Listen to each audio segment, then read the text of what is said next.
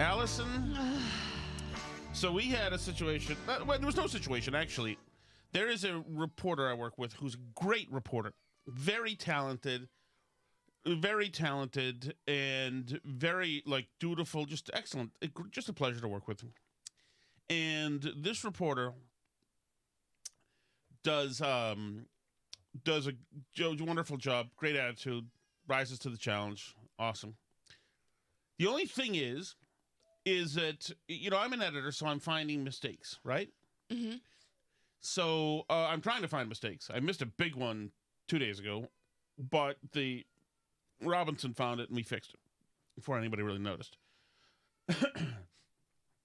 So I noticed with this one reporter, first of all, with all reporters, oftentimes they miss something.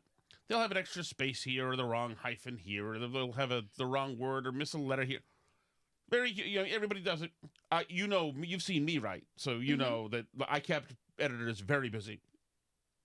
But most of our reporters, I wouldn't say most. I would say all of our reporters use AI to run their stuff through to check for spelling and grammar, not to write the stuff, but to check for spelling and grammar. Which is good. It's part of the system that we have. We've got it implemented into our CMS, into our WordPress thing, where there's an AI thing right there that they can use that to just make sure that there's no dumb errors there. Now, what I found is that still AI will send along errors and actually will invent its own. Yeah, so it makes up new stuff. It makes up new stuff. You have to fix. So you have to look out. But with one reporter in particular, I was finding old school errors. Right. Missing the wrong tense here, or a typo here, or it's caps down here, but here it's not. Finding old school errors, the kind of errors that happened before AI. Yep. And so I wanted to convey to the reporter that do you want me to get James on this? Yeah, maybe. Okay.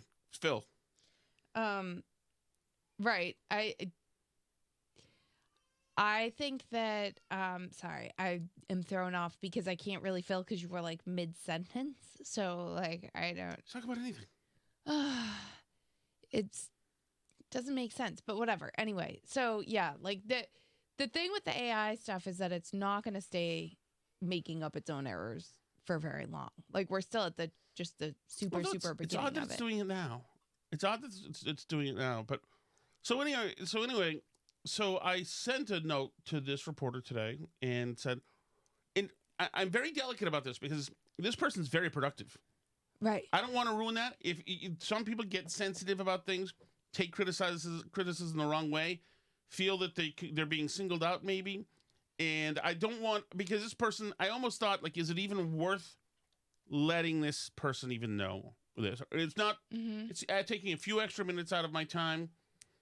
But, our policy is to use AI at some point and to just check for stuff and then send it over to me after that. So I'm like, so I was worried about it. And so I made a very sensitive suggestion about AI using it and actually ran it by you. Yeah. And it was layered with trying to make sure that nobody's feelings would get hurt. Yeah. And saying things like, everybody, you can't be a reporter and expect to reread your own work and catch everything. That's not how the mind works. And everybody here, all the reporters, everybody needs a little help. I need help. Steve needs help. Steve sent something to me today that needed help too. It's just how it is. It's nobody writes totally clean. So so I asked your opinion on this, and you told me to not do that. I essentially said there's a doth protest too much thing happening. You don't have to do a big thing of everybody needs help sometimes, and look at this and look at that, and you're really great and blah blah blah. I just said that you should say that part of our standard operating procedure is we just run it for a first pass to catch any typos or anything through the AI tool that's in WordPress or through whatever, and just to do a quick first pass. Right. So how'd it go? That's the last I heard from this story. Sorry. So anyway, Alice tells me to just send the just say the thing. say the thing. So I just said the thing. Mm-hmm. And I didn't really hear back immediately when I was a little bit concerned. I'm like, did I ruin a good thing? Like, this person was doing just a fine job here. And I noticed a little bit later that the comment got a little thumbs up. So okay. the first time I had said, by the way, do you use AI? And the person said, no, I don't. I just go through it thoroughly. And this. Mm-hmm. So then I saw a little thumbs up. Okay. And it's funny because just seconds ago, I was going through and editing some of more stuff, which included this reporter's later work. Okay. And it's all been AI'd. It's amazing. And that demographic of errors are just gone now. Right. And it's like the typo type of error, like human type errors. Exactly. Human errors are gone now. And I thought that's fantastic. And as a matter of fact, I told this person that all you have to do is go to grab this, which is what I use, what you taught me to use a month and a half ago, ChatGPT, and say, check for spelling and grammar, but do not fix. And then you paste in the thing. That's all I did. Yeah. And it's funny because I could tell by the time when I looked at the finished product, it had already been there. You could tell. Yeah. It had been in ChatGPT. It checked for spelling and grammars. It didn't fix, and they were fixed by a human being. And it was like, and so I'm just looking now at these pieces, and I'm just thrilled. And it's like, well, that is such a positive thing. And it worked. And I bet you that the reporter probably is thrilled too, because, you know, when you put something in there, yeah, it compiles, at least for me in this machine, it compiles the issues. It shows you the punctuation here, grammar here, this capitalized hyphenation problem here. And I guarantee you that there are many people who had no idea that all these blemishes were on their work at all. And then they see them and they're like, oh my goodness, like I missed all of these? Yeah. And it's just like, it's just amazing. And it's just like, it's helpful. But I do think that, especially if you think, so the main wire reporters report multiple things a day. So like sometimes 6 pieces each. Like that's a lot of content. It's a lot of stuff to be writing up. So there's no way you're not going to have everything's going to be right in it, no matter what. Of course. But I do think that it's a very gratifying thing to see the thing working for you. Yeah, no, it feels, I don't think, and for me, this still hasn't worn off, and I've been using it a little longer and a little more than you have. Yeah. But that, like, magic feeling for me has not worn off. Of, like, I can take something, I mean, I have it write email code. Like, code a whole HTML email. You've done coding in HTML. You know how just arduous it can be. I mean, it's not like a very hard programming language, HTML. No. But it's one that if you get one thing wrong, the entire thing's broken. Right. So I'm sure you can. I'm sure you can imagine that. You know that there's a similar thing. I just sent our son James the first 5 minutes of the show for fixing code too. Right? Like where if something's broken, you can paste it in and be like, what's wrong? And it will go find it. Yeah. But specifically now, all the tools that I use online that have their own weird quirks and things, they have those built in that are trained on their own documentation and GitHub documents. So, you know, I can say like, what am I getting wrong and how I'm using this tool, or this didn't spit back the right result, what's going on, and it will figure it out for me and tell me. But also it will just write whole things from scratch now, you know, where you say like, I need an email design for this, and it will spit you back out the whole code, mobile, responsive, everything. Like I still test, I still play with things, whatever, but the idea that it can do that and save that much immediate time from my process of having to like do the initial Yes. grunt work of typing out all the code, like you still have to fix things and analyze things and test things and check on stuff, and like there's not like a dearth of work left over once you're done doing that, but it saves you from the stupid work and it lets you get about 50 times more stuff completed because it's doing the annoying parts for you. Yes, it saves you from the stupid work that can have you come to a grinding halt. Mm-hmm. There was a headline the other day. It was like, shooting in Carlisle ends after police arrive after fire adjacent. And there's 2 afters. And I'm like, wait. There's after. Is there a way to escape this? Is there a way to escape this? And I threw it in, and it found a way to do it. It just totally reordered the headline without doing. Here's another one. Is so you know the hockey shooting in Rhode Island? Was it Rhode Island? Yeah, a few weeks ago. Right. Yes. Where the trans guy went in and shot his family. Well, another person has died there today. Yeah, I saw that. Our headline was Bath Iron Works employee who allegedly massacred people has one more victim, whatever. And, of course, Bath Iron Works is in there because that's in Maine. Right. But I wanted to make sure that it wasn't suggesting that Bath Iron Works was any kind of motive. I wanted it to make sure that it would come up with something that the headline would tell you the news, but let you know why we're talking about it because it's in Bath, Maine, and it did. So it's that kind of thing. Yeah. We actually have, because you can train specific projects up, like within the Chat GPT project space. And we have like a corporate account. Obviously, that's where it's not like sending our data out into the world. But, you know, we have in there like a tool that's trained on all our brand guidelines, our brand voice, our brand value propositions, and all this stuff, and like what we consider our voice to be. So if you need copywriting, you can tell it what you're looking for, and it will write stuff like within our brand voice and guidelines, and you can like talk to it about stuff exactly like that. Like, how does it know your brand voice? Because it's been trained on documentation about it specifically. So Amazing. We have a tool that's been trained on that.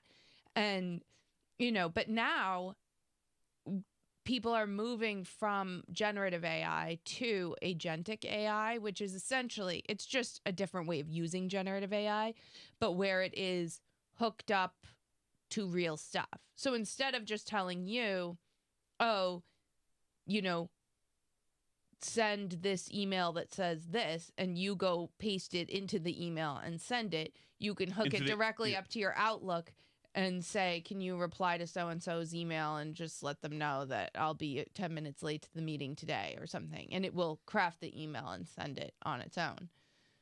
And then the other person's in their office telling their AI agent, can you read my emails from Tom and tell me what they say? And it's saying, oh, Tom said he'll be 10 minutes late. And then you go, okay, just reply to him and tell him that's fine.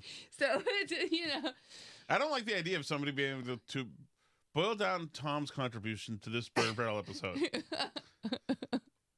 I was once a concierge. Yeah, but I mean, you can have it do more complex things too. So like, you know, say a customer leaves a bad review, I can have it then email the customer and directly respond to their review and write in the Congratulations, email. Alice, you are replacing yourself. Right in the email, you know, wow, I'm really sorry that it happened. That's not the customer experience we strive for, blah, blah, blah. And like, here's a coupon, and it can generate the coupon code, and it can call the website API to generate the coupon code and then send it to you. Well, I can just I can make my caring go further by you have actually used AI to against me in arguments.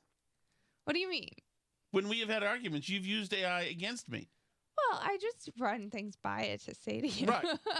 Yes. You have a mole. It's not a mole. What's that called? to Mr. Dad's gun. Who's the guy who's whispered in the guy's ear to how to talk to girls? Cyrano de Bergerac. Yes. You have Cyrano de Bergerac. Kind of, yeah. How much do you lie to me? But that's really common now, though, where like a lot of young people on dating apps, a lot of young people on dating apps are just doing that. They're just having the AI. I think you look good? Is that Cyrano or is that you? That's me, definitely. You promise? Say yes. But that's really common. Like young people are just crafting their responses using AI on dating apps and stuff. And if both people are doing it, like who's really involved in the conversation? I think we talked about this like 3 years ago. Because like with work emails, right, where I'm having the AI write an email to your AI, which then tells you summarizes my email to you and sends one back. Like if you're doing that with your dating life, then who's really dating anybody here? Well, here's the problem: is that your two chatbots are dating each other. Well, yeah, I understand that, but the thing is, then you've got to use AI to If I'm 25 years old, I'm single, and I meet this girl on wherever you meet girls. I don't know, online somewhere. So you've got to. Yeah, whatever. You got to have the AI have clever responses, clever greetings, whatever. Mm-hmm. But at the same time, then you could even train it on your actual. No, this is no good. My personality is no good. I like it. So, who said that? Worked on me. Who said that? I don't know if that's real. You tell him you liked it. But here's the thing: is then you have to use AI to make sure that before you meet her at the bar, pre-games. Because when she meets you in person, the drop-off in personality is going to be profound. Right. So you have to make sure that she is lit, preferably in midst blackout when you meet her. That's the only way. Because if you're somebody like me, the actual game in person, ratings are going to plunge, and every minute counts. Yeah, but she's a lie also. Yeah, but she shouldn't be sleeping with me because she's better, as most women are. I don't know. All right, ready? I'm ready. I want to talk about something. This is also has to do with men and women. So, I was listening today, as I do, near the where was I? Near the brook. Okay. Before I grabbed my wife a coffee, as I do, because I'm romantic. To the 5. Okay. And Jessica Tarlov, who we like, for what reasons? She's attractive. She's attractive. Said something that I thought was very interesting. Back to the USA hockey team, okay? Okay. A couple of things jumped out at me. One, I want to play something for you. Before we get to Tarlov, I want to play something different for you. I heard Tarlov say something, and I thought, well, this is interesting. So I looked up the hockey. I tried to find it, and you can't on YouTube TV. You can't screen record stuff, so I had to find it. Yeah. While I was finding it, I found this tweet: Team USA captain and forward Hillary Knight on the call by President Trump, and this is the woman's hockey captain. Mm-hmm. Uh-oh. Oh no, it's the wrong fader. Sorry about that. Hold on. Different human error. No, I just thought the joke was distasteful and unfortunate. And I think, just the way women are represented, it's a great teaching point to really shine light on how women should be championed for their amazing feats. And now I have to sort of and anybody has to sit in front of you and explain someone else's behavior. It's not my responsibility. Oh, you hear that? Oh. Yeah. But what is shift. So I look at that and say, there's a reason why men and women need to be separate in sports, separated in sports too. Yep. And need their own spaces. Because no man has that sensitivity. Right. If Trump was talking to the female girls team And they said, said, we'll invite the men too. sorry about that, we're going to have to invite the men too. First of all, it would be, yeah, ha, ha, ha, ha. You're allowed to totally make fun of them. It'd be fine. Of course. But also, no male straight hockey players going to give a frig that it was like, guys get no, but it goes back to the whole thing where there's an inferiority complex and an Right. insecurity. That's the whole reason behind why there's like the future is female t-shirts and girls rule the world t-shirts and all this stuff. And why boys don't feel like they need to put on a t-shirt is because they're not sensitive about it. Totally. They're not worried about it. They're not only not just sensitive, they don't even see it.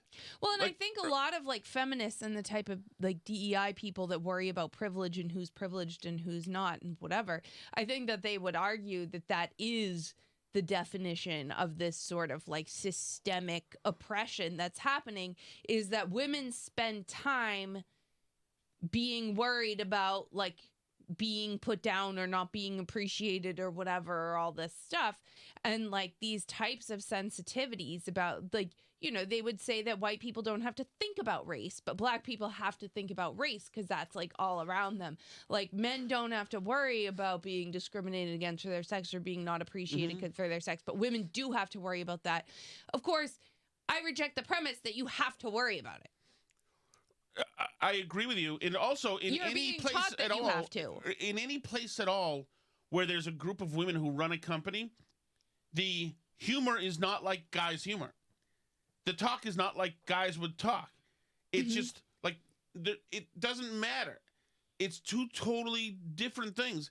Women have a sensitivity that's different, which is why, like, when you find a woman who doesn't, it's a unicorn situation.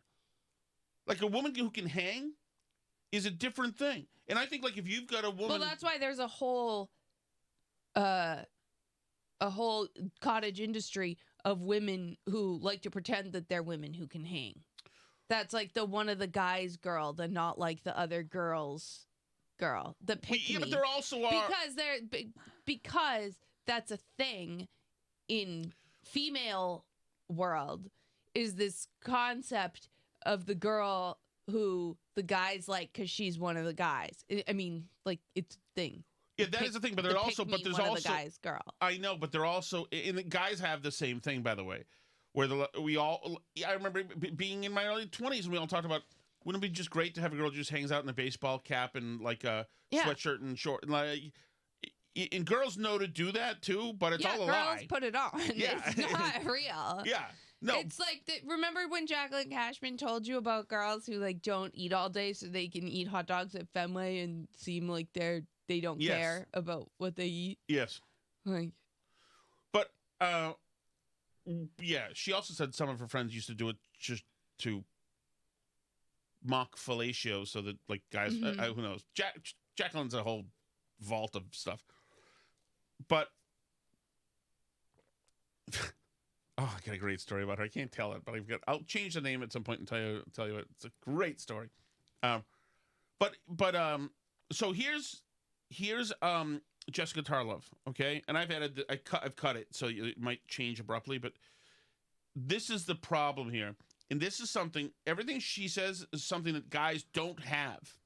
I do think that phone call and the joke, as if we're still in the 1950s, did not hit right. And I think that it is your job as the most important person in the world, the leader of our country, to congratulate all the winners and to not single out one team for it. Women won more gold medals at this Olympics than the men did. They won 8 of the 12 gold medals and 61% of all the medals overall. And it's the 6th consecutive Olympics where female athletes have won more medals than the men. So there is a reason that they should have been up there with that. That's pretty much it. But there's just as many medals that are just for women as there are for men. Well, it doesn't matter. The point is that the same. The point is that she's so insecure and so so feels like not validated, and is missing such a chunk of peace of mind. Once again, she's just so insecure that she says, first of all, it's from the 1950s when you were mean to us. Second of all, it's the women actually did this, women did this, women did this, women did this. The point is, like, guys would never, ever say any of that ever. Or, like, Google, actually, how many medals have won. Who's better, men or women? The guys don't care about, like, any of this. And this is why, because this is a glaring hole in her character that's filled with insecurity. This is why it sucks when you can't have all men's clubs anymore. We want to be able to talk freely without your stupid feelings being hurt. You know what I mean? Or like you and I have seen it before, where a guy will bring his girlfriend around, and then she's got a thousand, 1,000 hangups, and you have to be careful around her. It's like nobody wants her around. Nobody wants that around. With guys, there's a certain honesty, and with very few exceptions, you can't have chicks around. You can't. If you've got somebody who feels that inadequate, right? Then they're counting something out of the numbers 1950s. It was a freaking. They're listening to loud music, drinking beers, and the president calls and says jokes. And you want him to call? No, Mr. President. Hold on. No, we're happy that the girls are coming. As a matter of fact, they've won more medals than us, Mr. President. In a lot of women, that's what they think they should do. No, sir. No, I'm standing up against this, sir. So, no, sir. And it's so, like, freaking gay. It's so terrible. And it's like if people have told me for the last 16 years, you like you've outkicked your coverage, with your wife, with having you as my wife, and she's out of your league. Imagine I took umbrage to that. Yeah. And said, what exactly do you mean by I've outkicked my coverage? Like, but obviously, what decade is this again? Because I think I'm a good person and attractive as well. But and a lot of it's a bitchy thing. But that shows you the difference right there, because everybody knows that it's okay to say that to a guy. And they do all the time to all sorts of men about how they've outkicked their coverage or they married up or whatever. Like, that's a very common joke. You would never hear someone make that joke to a woman. No. In a million years. In a million years. You never could. And there is not any one of the guys, chill, down to earth woman who would ever be cool with that. I want to say it. I want to be the first one to say it. No one would make that joke to a woman. Wow, imagine that. that. No one would say, like, wow, you really married up. Imagine that. Like, ever. Bill, you really took a step down on this one. Wouldn't, like, it just, but everyone knows that intuitively, that you can't say that to a woman. You can say that to a guy, but you can't say that to a woman, because women are sensitive to stuff like that. So I want to say almost universally. Like I say, like, some things like the Olympic stuff, fewer women are sensitive, but there's basically no woman on the earth who would be cool with that as a joke about them and their marriage. I can't imagine. No. But I do want to say, by the way, there's another type of woman. I think that if you're a woman who grew up like with a lot of brothers and a big family, then a lot of times this stuff is out the window. That you have, there's been enough chaos in your life, enough exposure to how grotesque the other sex is that you're like over it, where you just don't have hangups. Some people just don't have hangups. Yeah. Or you think Trish doesn't have hangups? I don't think she has hangups. Yeah. She's just not a hang-up kind of person. I don't think anybody who hung out at... Yeah, or I think of, like, my former CEO a couple companies ago who was a woman, and, I mean, she, like, that's totally the stereotype. She had 6 brothers who all played hockey. They were Canadian, so she was, like, had no, she had worked as a consultant at McKinsey and then was a CEO, and she was like, take no prisoners And I don't know. Do you think this inadequacy feeling is taught or innate? I mean, I think it's some of both. I think women naturally are more sensitive to like social signaling type of stuff, just because that's the type of stuff that women pick up on more. To things like status and social hierarchies and stuff. So I think women are evolved to care more about certain things than men are. But that being said, I do think there's definitely a social component too. But, you know, that women have evolved capabilities to navigate social situations in ways that their antenna are more out for offenses and things. Are the world's insecure women angry if instead of Trump it's President Gavin Newsom who says this with the boys?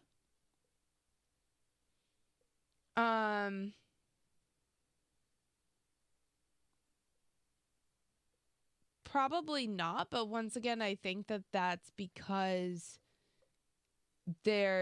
it's not really like about the thing itself. Like I'm saying, it's about like social signaling and stuff like that, you know, and about like other factors. But what do you have? Like, what does it mean for your capacity to reason and think cognitively that you put yourself in the position of this male hockey team with the president having just called them minutes after they just won an unbelievable game, huge rush of emotion, beers flowing, and women suggesting that you should at that moment not laugh at the president's joke because it could be seen as like, what are they expecting from you've got to be, if that's where your judgment sits, that no, you've got to do that better in the locker. First of all, it also goes to like, do you guys just don't know, then don't have cameras in locker rooms anymore if women can't handle what they see in men's locker room? Really? It's like, I just think it's terrible, and it's too bad. I think women are different, and I do think there are obvious strengths to ways women are different also. Yes. But yeah, certain, like, this stuff can't be taken seriously because it doesn't come from a real place. This level of offense. You know what I'm saying? Like, yeah, but there's really women out there who are like this. Oh, yeah. No, of course it is. Just like women, a lot of women would be viscerally offended if you told them that their husband married down. Yes. You know, like, it's, the offense is real, but it's not coming from a rational summing up of the situation. It's coming from a place of emotion based around like the feelings about things and stuff. Well, dude, aren't you embarrassed by this? Well, no, because like I say, I think there's strengths to the ways women are good at like reading emotion and navigating social situations and stuff. I think there are, and there's a reason why. I mean, I think women are great at certain things that men aren't great at. That's right. If we heard our child downstairs fall off a chair, what would your emotion be compared to my emotion? You'd be mad. Correct. You'd be concerned. Yes. Right. And so that's like, those are two different things. But I'm not saying, I know that you shouldn't be embarrassed that women have a different set of sensibilities, but aren't you upset that we all have to walk on eggshells now because the girls might be oversensitive about something? Well, I'm upset that we're like pretending things are the same that aren't the same. Yeah. I'm upset that,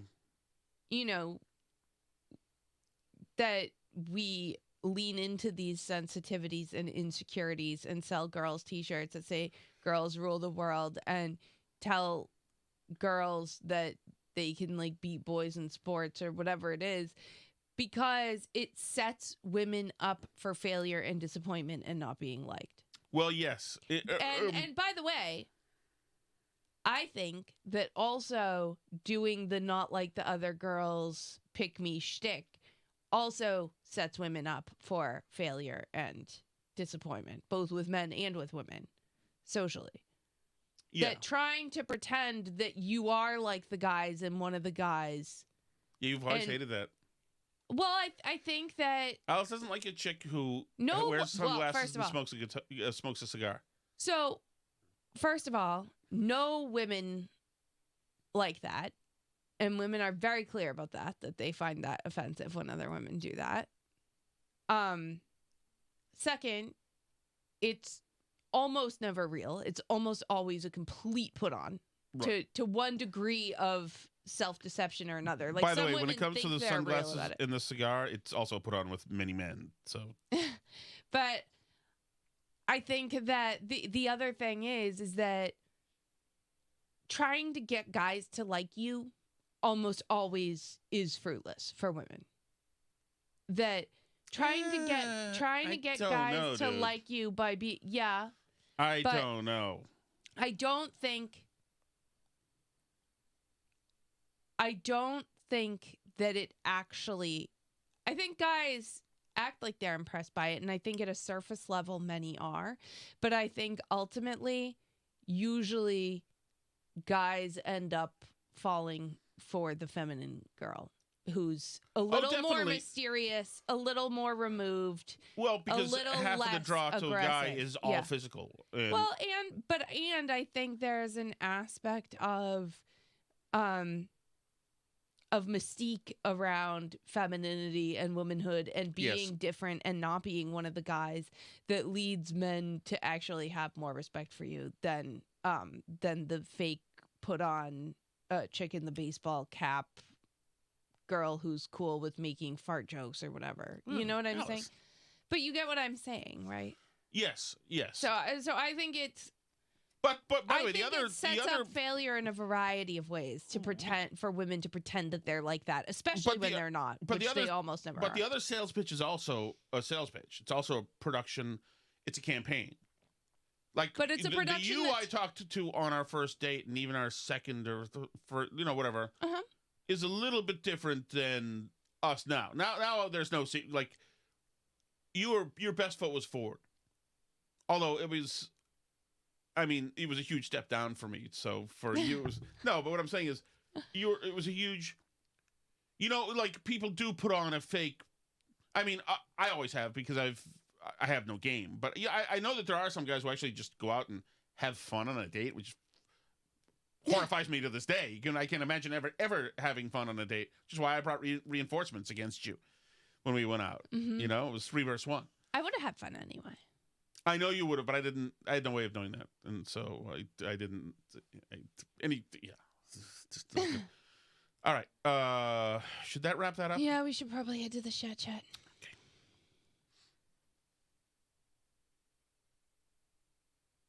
Mm-hmm. What? Mm-hmm. Nothing. If we have a chance to have Tucker Carlson on Minwire TV, should we have him on? Of course. Where's the chat? I don't know. Oh, there it is. Okay. There it is. Sometimes we got to give people a. What? There's a lot of chat stuff. Okay. There's one that says glory hole Shattuck. So I don't know exactly. I actually have seen a glory hole in Chicago, on the north side on what's that the store, the Esplanade called there. It's the whatever that is. Anyway. Splash says Tom waited until the second date to tell Alice he was a concierge. What was I? Oh, I was a producer when I met you. I was something cool when I met you. That was the first time, Amelia, I was probably anything cool when I ever went out with anybody. But yeah. I should have milked that for more. It was You actually. look a tiny bit skinnier, by the way. Thank you. Healthy living. Thank you. Hey, Billy from Manchester. Billy. Just a little inside baseball. Yeah. The Gavin Newsom meeting, whatever he did, talk he did. Well, that was in Atlanta. The host was Andre Dickens, the mayor of Atlanta. Mhm. And Andre Dickens, I'm not a big fan, Yeah. but he went to Georgia Tech, I don't know. I believe, on a business degree, Okay. administration. And they basically, in order to get into Georgia Tech, it's a very, very difficult thing to do. He must have had an over 1400 SAT, is what I'm going to be guessing, to get in, maybe 13. So it's just ironic that that happened in that situation. He's such a dope. Um, Again, not a huge fan of Andre Dickens, but he's the smartest mayor that Atlanta has had. Not to say that he's a good mayor; he's decent, but I'm going long here, but it really is unbelievable. It's got to be investigated. 1 minute. Yeah. There's also some indications that the whole Gavin Newsom dyslexia narrative is completely Totally. invented. Of course it is. There's nothing. There's like, it's not clear he was ever actually diagnosed with dyslexia at any point, or Alice, if he you just don't- made that up about himself No, after. of course it did. God, Alice, I'm not here to impress you. hmm Guess what I'm here to do? Yeah. What did Gavin say? I'm here to impress upon you that I'm not smart. I'm stupid like you.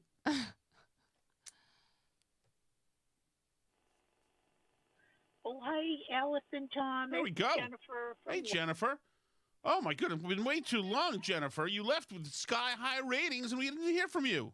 from Lawrence. How is everybody doing? We survived the apocalypse snowstorm. But I just listened to the Tuesday or Wednesday podcast again. Yeah. I tend to listen to them 2 or 3 times because sometimes I miss things. My age. But That's a good thing for you, Alice, Jennifer, that you miss things. Probably. I mean, How life you? what would happen if you missed something from the burn barrel? Are you on? Do you have me turned off? You were off. Go ahead. Why How did long have you you turn been me off? off? I don't know. Oh my. Um, Are you in a chat that they talked about you? Okay, no, I think you've been on. Okay. I think so. But Who could live without my Noomi stories? I know. I'm usually running. age. But Alice, you and Alice were talking about radio people that you knew or know. Here and we go. Warm up, Alice. I'm getting ready. Stretching. Here we go. This is going to be about me again. You mentioned Cooksey and Yep. Tom Finneran and Yep. Todd Feinberg, who I love. Yes. He just emailed me, Todd, a couple of weeks ago. How's he doing? He's doing okay. Better than he was doing. He's just taking it easy. And, hopefully he'll be back at it soon. Todd Feinberg, who I love. Of course. And My mother loved Todd, too. My mother actually met Todd back when I was at WRKO. And he voiced a thing. She had cancer, terminal cancer, and he voiced a PSA for her. And she was so touched. She managed to come into the studio and meet him. And he's you've met him. He's a hugely charming guy. Yeah. The killer smile, and he's Todd's he's a great guy. And Rosalie, his wife, is fantastic. They're just great people. They're fun people. They're good with kids. Like our kids have been all running around. They're great with him. And she's a ridiculously good cook. Maybe the best cook ever.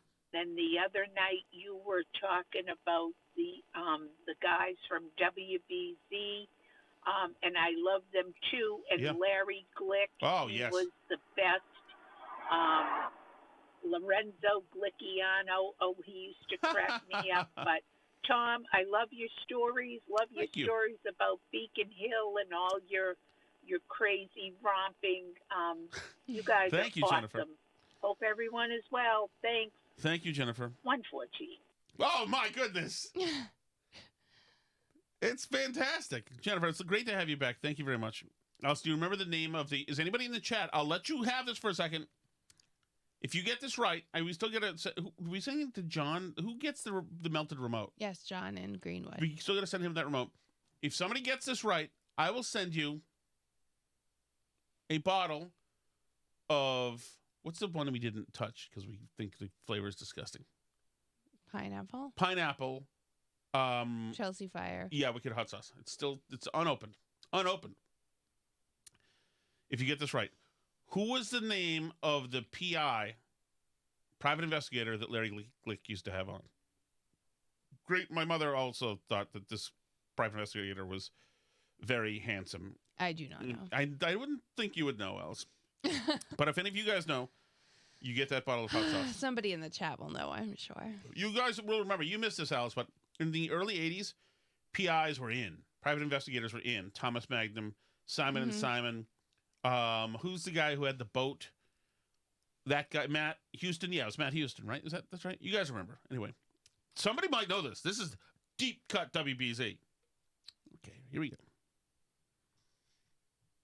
Ready? I'm ready. So we're just going to gloss over the story from the other night about Tom's rise to power in the media space when he went from head poof and receptionist as WIKO, who was in charge. You know what poof is from, Alice? No.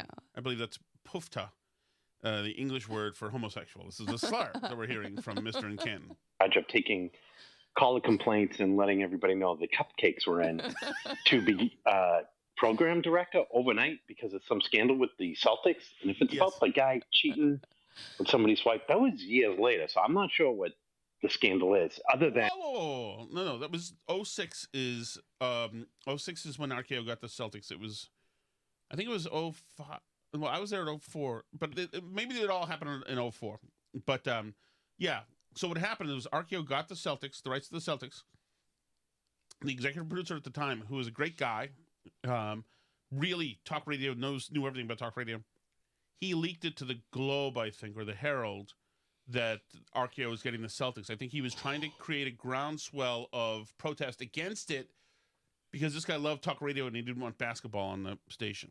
So they whacked him. The other guy's name, who was a program director, was an old FM guy named Mike Elder, who then went over to, he left us and went over to be the honcho at Fox News Radio. And I don't think he is anymore. But he had some great stories about being a program director in the 60s and 70s. That was the time, man. So that's what that is, Tim. This is, there was no poofta happening. It's like, that was years later. So I'm not sure what the scandal is other than this story. I mean, Tom claiming that Howie's ratings bounced back because Tom convinced him to play the David Scondra sound again. I'm not saying his ratings bounced back. It made Howie very happy. I can tell you that. By the way. Yes. Man, there are more holes in this story than the amount of glory holes that Tom has encountered at Jacques on a regular Friday night after work. That is incorrect. I have been to Jacques, as a matter of fact. We went to see our PBX operator when I was a concierge. Was a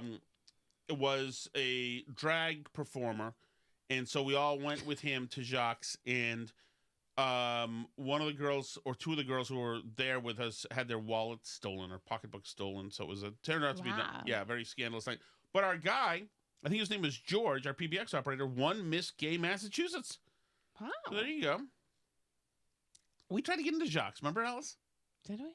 Yeah, and they wouldn't. They were like, the guy was like at the front door. He's like, cover charge is $35. It's like, yeah, okay, I get it. Straight couples need not apply that night. I get it. Jacques' the site of what disaster, Alice? I don't know. Come on, Coconut Grove. Come on. Mm-hmm. I don't like fires. Billy from Manchester. I'm a day late on this. I feel so bad about Tom and Thomason. I did. I attacked him for no reason. You know, Tom and Thomason, the problem was that you were the fourth listener to come on. There were only three of us at the time, and you were number 4, and you remain number 4 for a long time.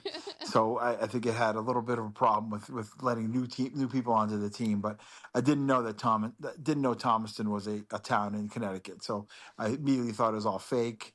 And that's what happened. It was a bad call. You admit it. You saw it. You know what happened. But you redeemed yourself when you wanted to slice the arms or throats or guts out of a teacher that you had, which was one of the greatest calls ever or greatest messages ever left on this forum. 51 seconds. I love Tom and Thomaston. Here 54 we go. seconds. Bring people together, Oh, Alice. look at all the love on the chat. Alice, you know what black pills me? What? These absolute morons who they play on other talk shows like Abby Phillips, who, Yeah. Merrick Garland, he didn't want to look to the Epstein files because he didn't want to seem too political.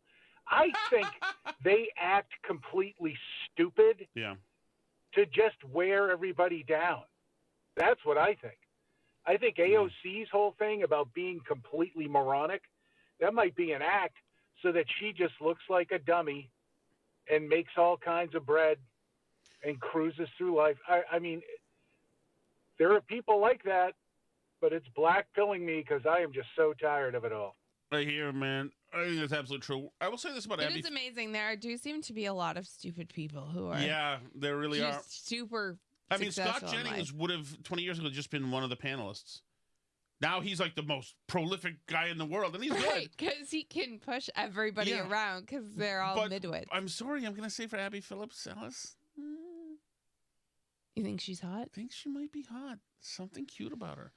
But I will say You find like almost everybody hot. that's not true, dude. Not at all. That is not true. That is not true.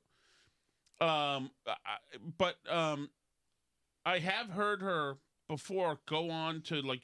The problem with her is this: is that she's attractive and I think lovely in person. I think it might be the problem because she went up to the Fifth Column podcast, and those guys didn't lay a hand on her, and they could have destroyed her. But she was charming and attractive. They did the same thing with Olivia Nuzzi. I'm down on the Fifth Column podcast, where they said we're officially not going to talk to Megyn Kelly. It's like, guys, come on.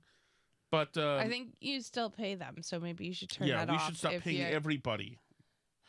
You have a lot of subscriptions that you need to I shut know. down. I know. That's all I used to know. That my sister was very bad. Who's And that? then I got catcalled by construction workers. Oh, it's And Supple's sister. That's right.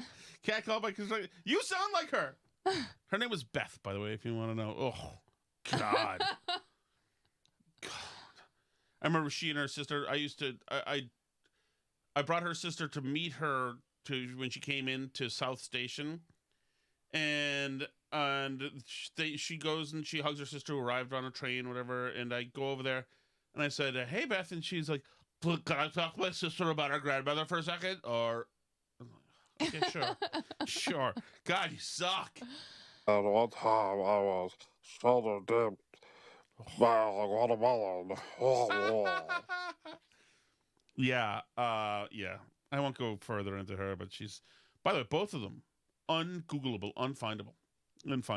Ned Snark agrees with you in the chat, by the way. He says, Abby Phillips is pretty. I can handle good-looking Dumbos. Yeah, there's something Who about Dr. her. Cheswick says, you found Paul hot. And did Tim not find Paul Canton hot. says, not true, Alice. There are plenty of guys Tom doesn't find cute. I will acknowledge a good-looking guy when I see. Who's the first guy? Ned Snark is a handsome man. Have you ever seen him? I have not seen him. He's handsome. That doesn't make me gay. I am not gay. Okay.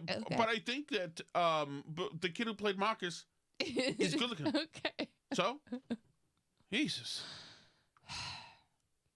And I'm a Tarlov guy. I'm sorry.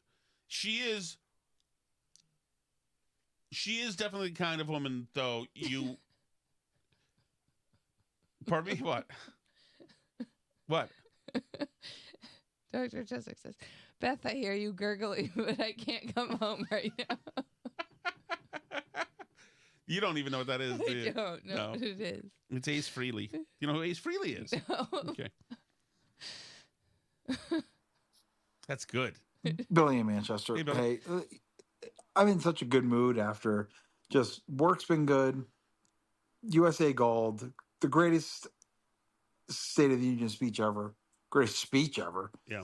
And, I'm thinking I'm going to send you guys a case of whoever wants it.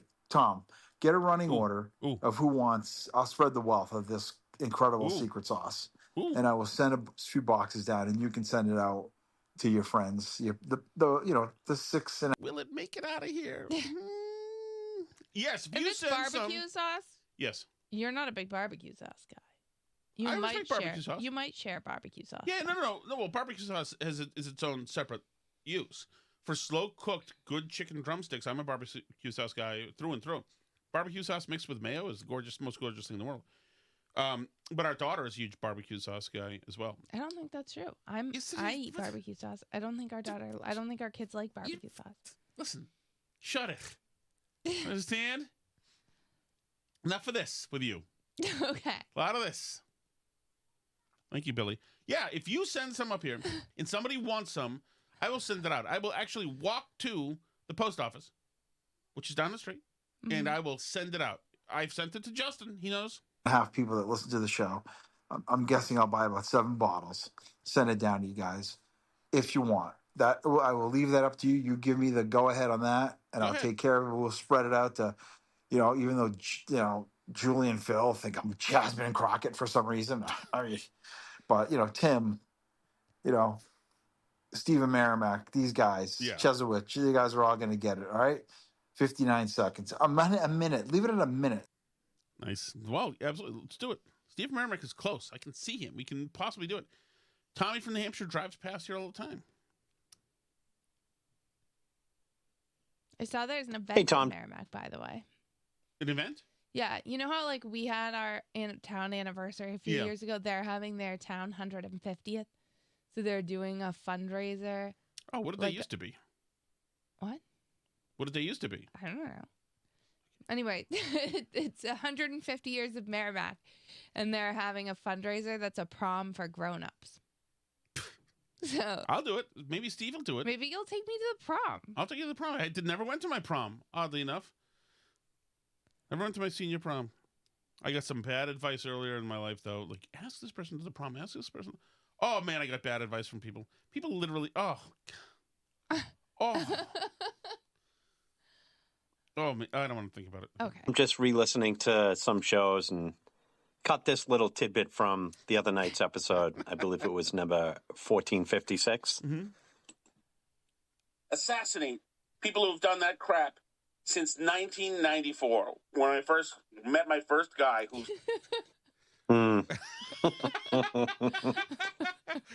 Care to enlighten us about who your first guy was? What was that? Assassinate. Do you remember what that's about? People who ski to work. Oh, yeah. His name was Ed. A-hole for all time. A-hole for all time. Oh, God. I got to win on Ed, by the way. I got to win because Ed fell in... I will just say this. I caught the... I will say that I caught the romantic eye of a lovely, buxom woman who worked at that hotel in the front desk in that year. And we became acquainted. Okay. And what are you looking for from me? Why are you stopping and looking at me, waiting for a reaction? And I will just say this, that Ed was in love with her. Oh, he loved her. He could do all the freaking cross-country skiing to work he wanted to. She liked me. And, that made for my finest moment. My finest moment. Do you want to hear this? This is the people Ned Snark is going to feel this is disrespectful to you. Okay. My finest moment ever. So this young lady at the front desk, she and I were acquainted. Another woman worked at the front desk. Her boyfriend was an a-hole, like a rage a-hole. And he'd get angry and he'd what's up, Tom? And say hi to me and punch me in the arm, but punch a little hard. And then I'd be like, hey, his name was Brian. He was a laser disc. He collected laser discs, and he was above the job. He would let us know he was going out to Hollywood and whatever. And his girlfriend would always come out with us, always. And he was like, I don't want her going out. I don't like her going out, Tom. I need you to make sure that she's okay and doesn't nobody hits on her. And you hooked up with her. I hooked up with her, right? And he was an a-hole too. So one time, me and these two ladies and the new girl, the new front desk girl, are out in a bar in what's it called? 1 Kendall Square. Okay. I think it was a Cambridge Port Brewing Company, whatever it was. And this one, you know what this one, the buxom one was, Alice? What? Remember I told you that my friend, we snuck into we were invited to a house in Cambridge, and the dude said, be quiet because my roommate's taking the test. Did I say this on this station? I mean, on this I think show? so, yes. Right? And my friend who listens to the show jumped on top of the guy and... Like pretended to hump him Yes, or he did. whatever. Well, Yes. Okay. the woman who jumped on right after he did was this buxom woman. So anyway, me, the buxom woman, the Laserdisc guy's girlfriend, and a new girl who was a real beauty, all went out for beers, and the buxom one got drunk and said, "Oh, just so you know, Sherry, her name is Sherry, you're the only one at this table who hasn't effed Tom." And Alice, and I'm sorry, Jennifer, or I'm sorry to everybody if that's offensive, and Annette, I know that's disrespectful to say in front of my wife right here, but she knows I'm wretched, so... that was the single coolest moment of my life. Of my life. Wow. What a thing to say. Just so you know, Sherry, you're the only one at this table Tom has. Oh my God, what a cool moment. Oh, I so peaked in 95. It was 96 maybe that was. Oh man, what a cool moment. Who knew? You don't know when you're 23, Alice, that it's all downhill from there. Well, actually, when you were 23, it became all downhill from there, too, for a different reason. Oh, what a great moment. Oh. Okay. You can respond a little more impressed by this. I think I've heard this story. Yeah. We're deep into reruns. I hope there are some consistencies in the retelling of them. Oh, hey, Tom and Alice. I forgot to Hey, tell Justin. you how the comedy show was at the casino. Yeah. It was just okay. Really? It was more like a therapy session. It was mostly him talking about how he has 2 DUIs. Yeah. And he said he got one on the death of Betty White. And then another thing he said is he drinks because the ex-wife calls him and stuff, and it was just mainly, I hate my ex-wife, I can't stand her. It was just like, oh my God, my mom was just like oh dear Lord. Yeah, it's too bad. That's that funny guy from the Trouble in Rio, whatever it was from. That's too bad. I'm sorry about that. There's a lot of that going on now. There's a lot of comics. I get the sense that a lot of comedians aren't super happy people. No, not at all. Could go to a dark place very easily if things go off the rails. Yeah, I remember one time, and they're all either in recovery, or just simply have just now fallen off the wagon, or just actively just wasted constantly. But I remember Steve Sweeney saying it was the most natural thing in the world.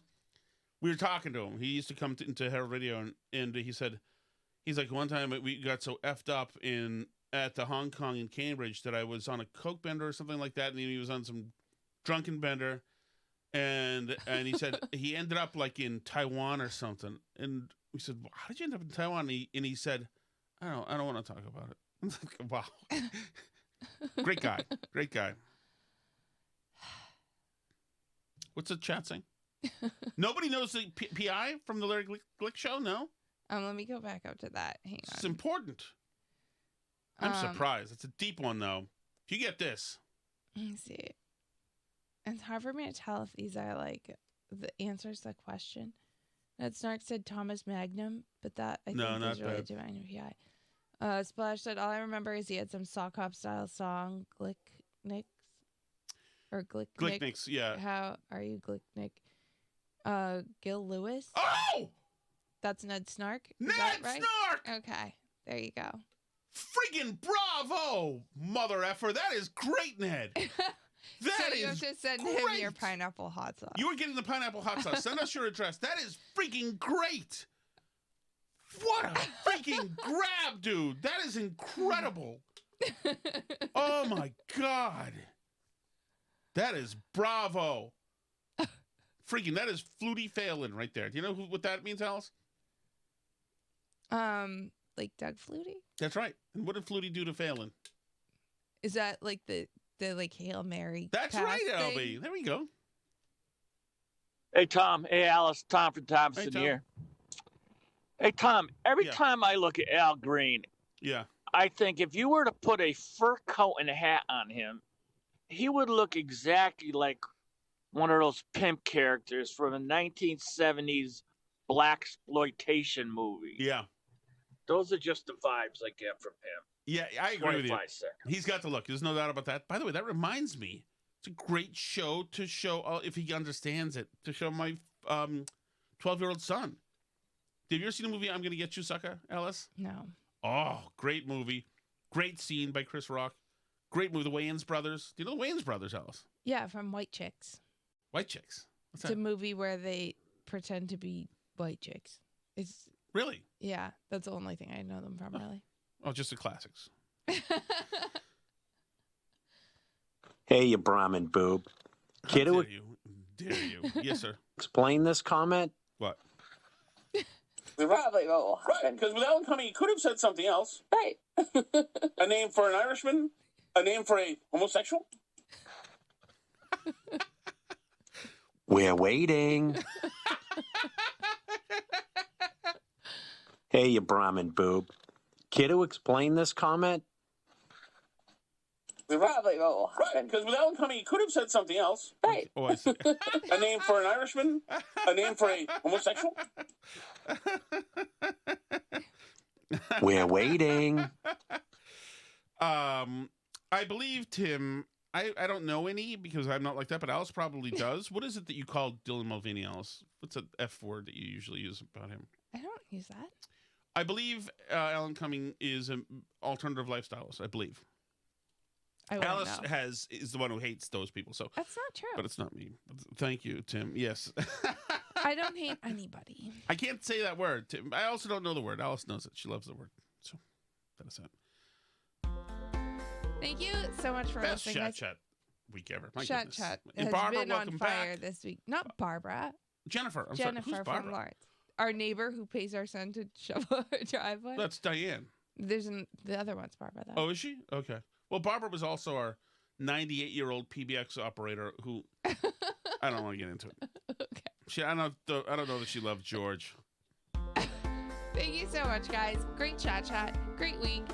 Great everything. Join us for the live chat. If you want to be in the live chat, you can do that every day if you join the Patreon. So that's patreon.com/burnbarrel. There's also some extra content there each week. Also, you can get a special stream to listen to the show ad-free there, if that's your thing. Otherwise, you can find all different places to listen at Burn Barrel Podcast. Are there any monkeys available on the merch site? There are monkeys available on the merch store. We haven't moved too many monkeys.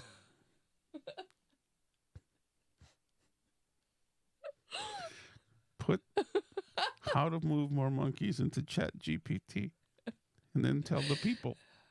Okay. Thanks, guys. BurnBarrelPodcast.com. C'est la vie.